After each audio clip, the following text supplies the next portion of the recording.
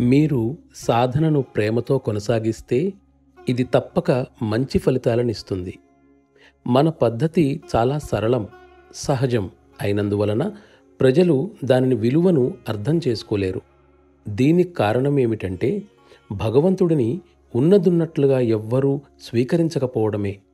వాళ్ళు భగవంతుని ఎన్నో రకాల అలంకరణలతో ప్రజలు ప్రలోభపడేలా చేసేశారు. సమర్థవంతంగా వాళ్ళు భగవంతుడికి మాయ ముసుగును తగిలించి పూజించటం మొదలుపెట్టారు. ఫలితంగా వాళ్ళు మాయలో మునిగిపోయారు.